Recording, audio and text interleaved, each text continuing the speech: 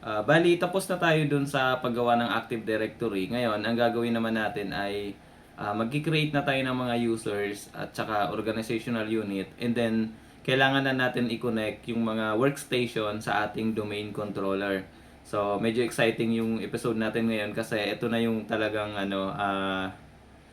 start na ng trabaho bilang IT.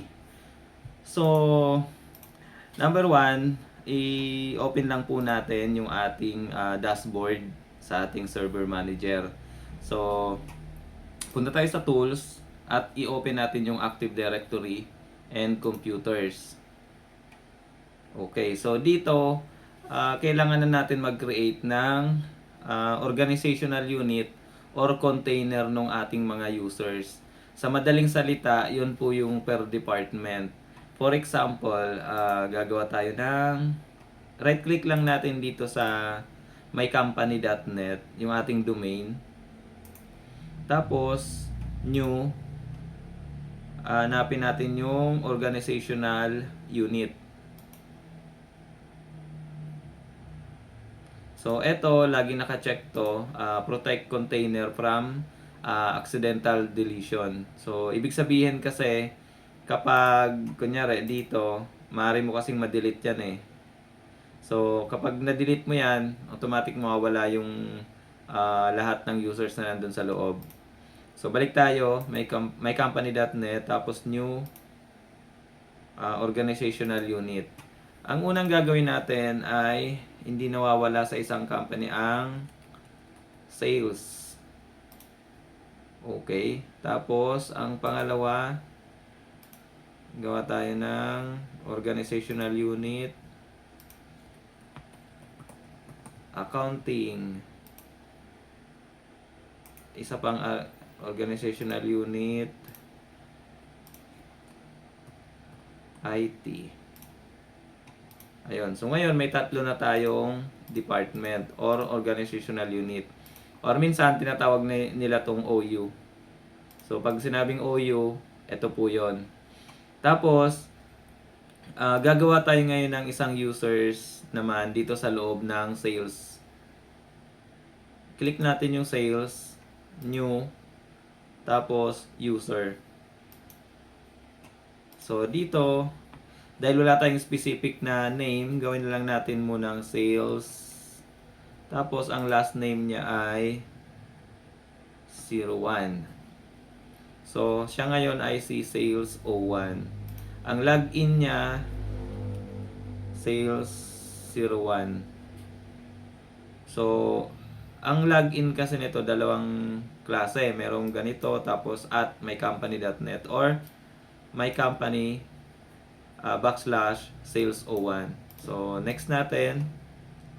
Meron tayong pagpipilian dito sa ilalim ng password. So, kunyari, naglagay tayo ng password muna.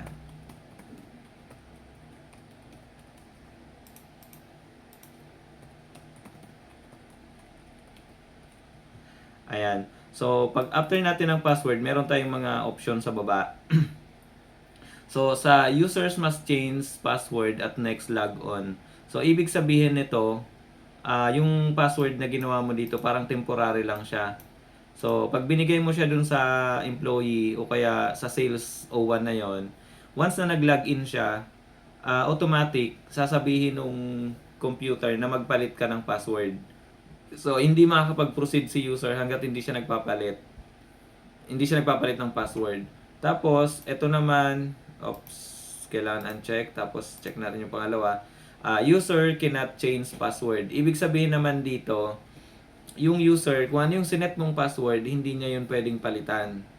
Kasi, kumbaga, naka-fix na yung password na binigay mo. Tapos, uncheck natin. Ang pangatlo, password never expires. So, dito, kapag nag-login yung user, hindi naman siya hihingian ng bagong password, kundi hindi lang mai-expired yung password niya, pero anytime pwede siya magpalit gamit dun sa workstation niya. So, pang-apat, account is disabled. So, ito, ignore na lang natin kasi kaya nga tayo gumawa ng user para magamit. So, ito, kung kunyari, temporary lang, gumawa ka lang, tapos i-enable mo siya after a day or kapag may gagamit na yung ganun. So, ngayon, ang gagawin ko ay password never expires. Yan. Tapos, next. Tapos, finish. Okay, so meron na tayong sales employee. Okay, magdadagdag ulit tayo ng isa pa. So,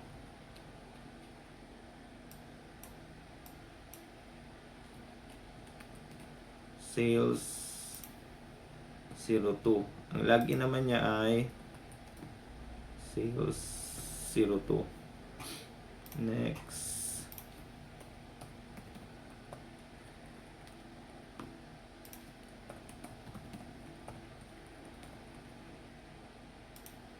Password never expire. Finish. So, ibig sabihin ngayon, dalawang login na yung meron tayo. Yan. And then, dito sa IT, meron akong ginawang password, ginawang user nung sa unang tutorial natin. So, pupunta na ako sa users. Itong IT01. Actually, pwede mo siyang i-move o kaya pwede mo siyang i-drag dito sa IT. Okay, so dito na siya ngayon sa IT. Tapos sa accounting, gawa rin tayo ng user.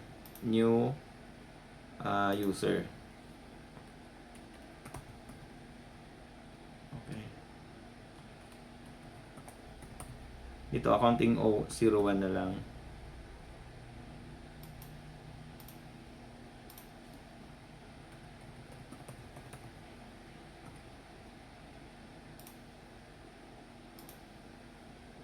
Kailangan uncheck. Tapos yan.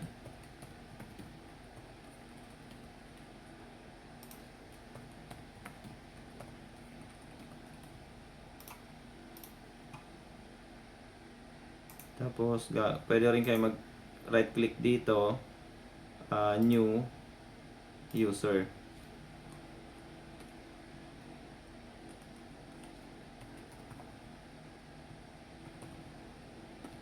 Accounting 02.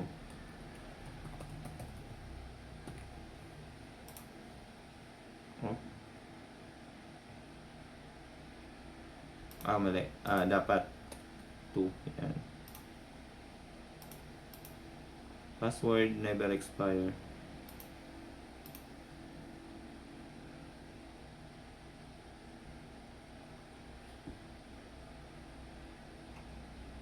Okay.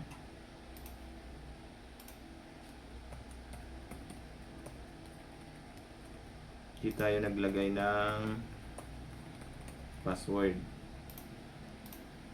So, ganoon kahigpit po yung domain. Hindi kayo makapag-proceed hanggat kulang. So, ngayon may dalawang user na tayo ng sales at may dalawang user na tayo ng accounting. Okay, so ngayon wala pa tayong computers. So, ang gagawin natin, mag-i-enroll tayo ng computers dito sa ating domain. So, itong tatandaan natin kung ano yung ating domain controller. So, mamaya itatry natin yan kung paano mag-enroll ng computer dito sa domain. So, ngayon 0 siya. Magkakaroon siya mamaya. So, pupunta ako sa aking PC1 dito. So, natatandaan niyo yung DNS na ginawa natin. Yung DNS server. Ang DNS server natin ay kung ano yung IP address ng ating domain. So, kung natatandaan niyo yung ginawa natin nung una, punta tayo sa network ng domain. Tapos, adapter settings. 192.168.200.10. So, ito yung ating domain controller. Ngayon, pupunta ako sa PC1. Yan.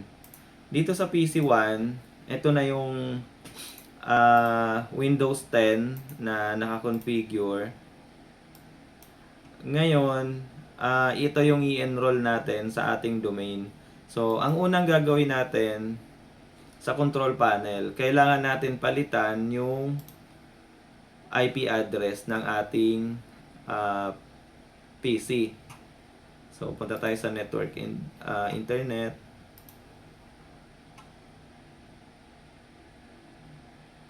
Adapter settings.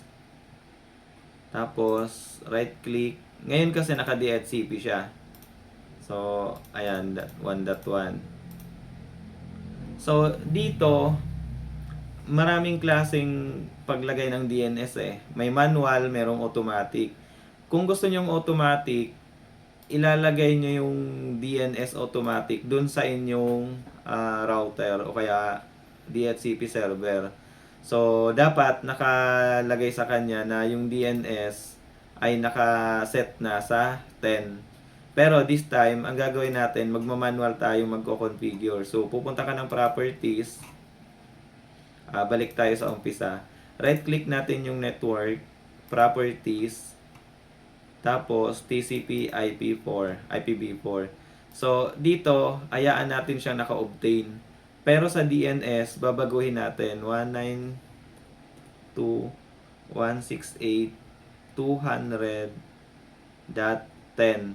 .10 kasi ito yung IP address ng ating domain at saka yung DNS server. Tapos, validate. Okay. Okay. So, antayin lang natin siya at cancel na natin yan. So, ngayon, ayan, kung makita nyo, naka 200.10. So, i-close na natin to. So, ngayon, para ma-connect na natin siya sa domain, right-click tayo, click natin yung start, tapos settings. Tapos, sa system, click natin dito sa pinakababa, yung about. Yan. Palaki natin. Dito sa about,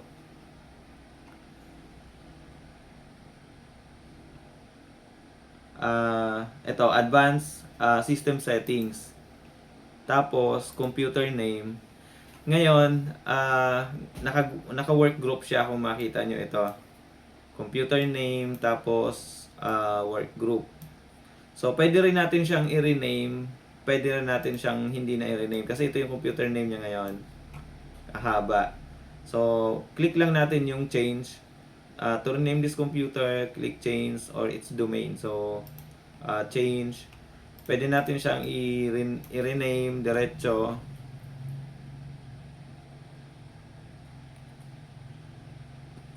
PC01. Tapos, enroll na natin siya diretso sa domain. So, ngayon, i-click natin to. Ano nga ba yung domain natin? Ang domain natin ay eto, balik tayo sa domain controller, mycompany.net. So, close natin yan. mycompany.net or kahit my company lang. Tapos, okay. Antayin lang natin siya na mag-connect. Tapos, hihingian tayo ng username at password. So, dito, yung username at password. So, since dinisable ko yung remote ng administrator, kasi pwede naman yun gamitin. Pero, for security reason, hindi natin siya basta-basta gagamitin. So, gumawa ako ng isang, balik ako sa domain, papakita ko sa inyo yung sa isang IT group natin. Mayroon ako ditong kinreate na isang user na naka-admin. So, ano nga ba yung login niya? Ang login niya ay IT01. So, i-close ko to. Babalik ako sa PC1. Ang username, IT01. Tapos, ang password, yung sinet ko na password. So, since naka-admin to, okay natin. So, take note, dito, hindi gagana yung mga normal user lang na ginawa natin. Kailangan, ang user na gagamitin natin kapag magko-connect tayo, yung pang IT. When I say IT, ito, yung naka punta tayong properties, tapos member of administrator. Kailangan member siya ng administrator kasi kung pupunta tayo sa users, check natin siya properties, member of domain users lang siya. So kung itong login na to ang gagamitin natin, babalik ako sa PC1. Kung yun ang gagamitin natin dito pang connect sa domain, ay hindi po siya magpo-proceed. So ngayon pag nakita nyo to, ibig sabihin connected na siya, kailangan natin siyang i-restart. Okay. Okay, tapos magre-restart po yan. Yan, restart now. Restarting. So, ayan, nakapag-reboot na yung ating PC1, yung ating unang kinonect sa domain. So, ngayon, i-check ko lang muna sa domain kung pumasok na siya sa computer. So, wala pa. Bali, try natin mag-login. Pero dito kasi, ang login ay makikita nyo, PC01, tapos may password na siya. Kanina wala siyang password. So ngayon, ang ilalagay nating password dito ay yung ginawa natin kanina sa users.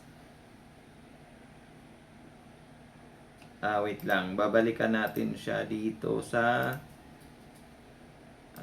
ang gagamitin natin ay sales01. So, ang account niya, ang login niya ay sales01. So, exit. Under ng PC1, nasa PC1 ulit tayo. Ngayon, magla-login na tayo sa ating domain. Ayan, kung mapansin nyo, meron na siyang may company, tapos username at password. So, dito, ilalagay natin yung sales01 as username, tapos yung password na nilagay ko kanina. Ayan. Tapos, so medyo matagal siya ulit mag-login kasi magki-create na siya ng user dito sa PC gamit na yung domain. Kumbaga, magki-create na siya ng profile dito sa PC na to. So, ito na yung workstation na ipapagamit natin sa ating mga users. So, para kang nag-setup ng bagong PC. Pag nag-add ka ng bagong users, ganyan siya.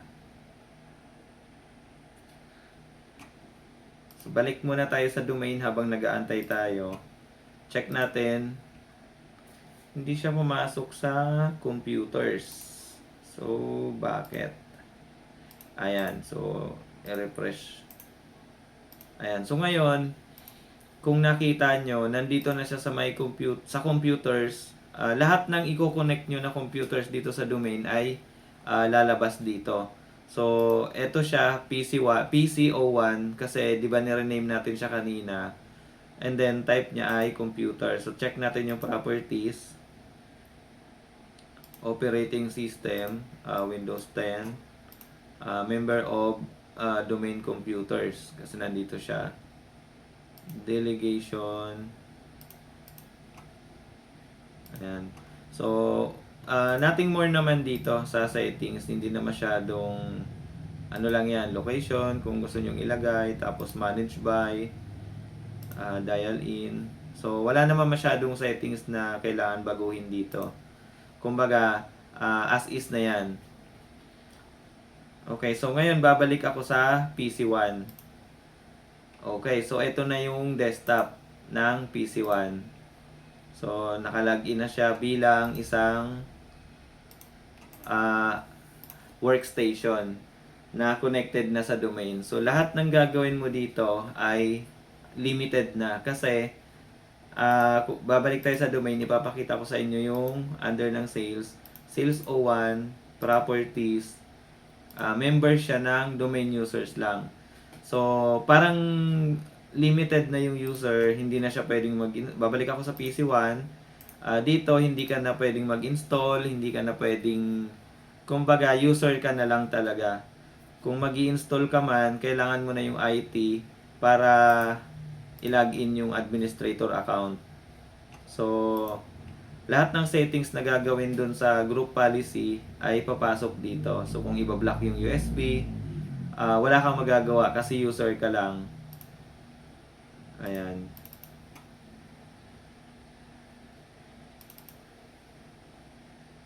So, PCO1. Ito na yung profile niya.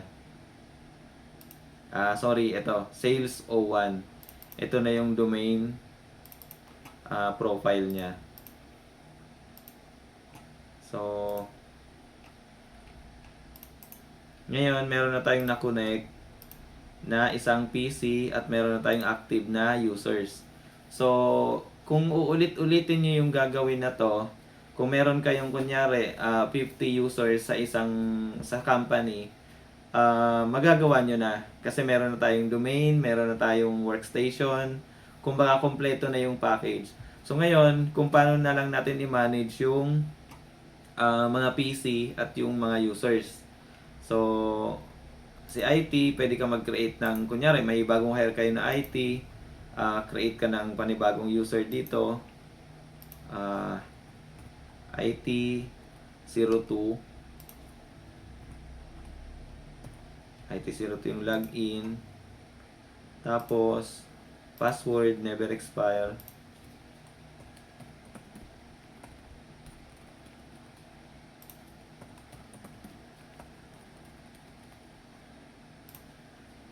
finish. So ngayon, hindi pa to administrator. Para maging administrator siya, kailangan natin siyang gawin sa properties, tapos member of, ayan. So, kailangan natin siyang i-add as administrator. Ayan. Apply, okay. So ngayon, administrator na to. Pwede na tong mag-connect din ng PC sa domain. So, ngayon, balik tayo kay Sales 1. Gagawin natin properties, tapos sa account, ang gusto kong gawin sa kanya, kapag nag-login ulit, ay magpapalit siya ng password.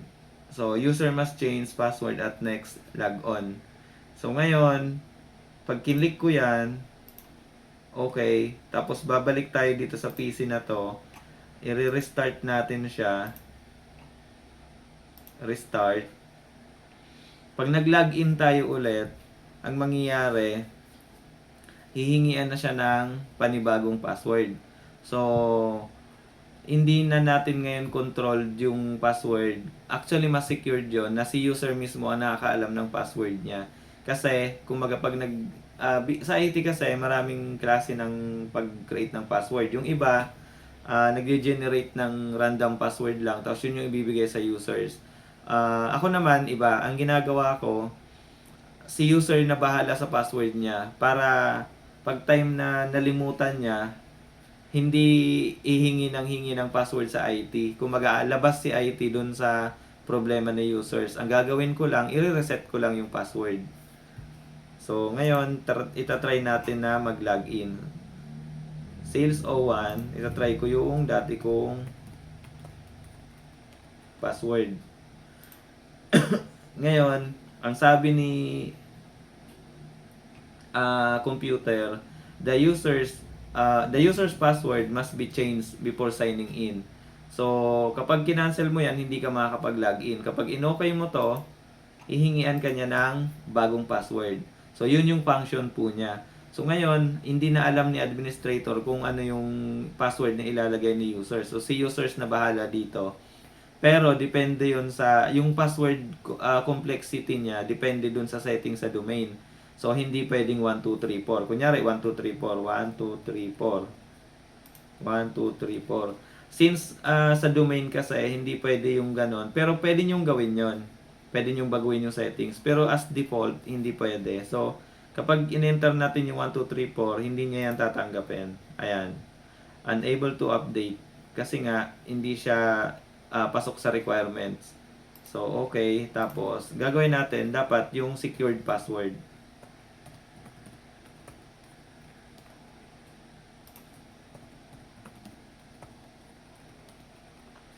Ayan. So, ito, secured password na to.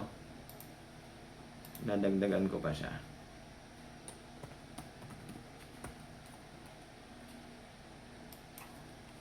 Oops.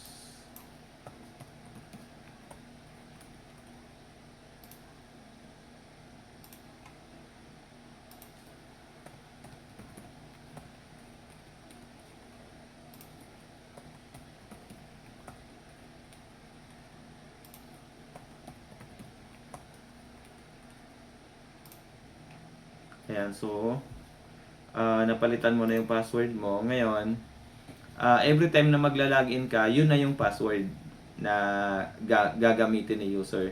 So, hindi na ngayon alam yun syempre ni administrator. For security reason naman yun ng mga users.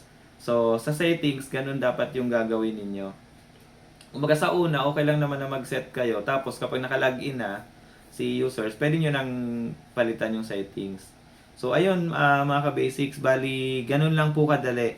Nakapag-add tayo ng isang users, tapos nakapag-add tayo ng isang computer sa ating domain. And then kung gagawin nyo na yun in production, sunod-sunod na po yon, ulit-ulitin nyo na lang siya, ganun siya kadali. So, mabilis lang mag-connect. Kapag may domain na kayo, tapos meron na kayong workstation. Pero take note lang, yung workstation, kailangan ay hindi siya home edition. Kapag home edition kasi, hindi po yun makakapag-connect sa domain. So, ayun lang, ganun lang po siya kabilis.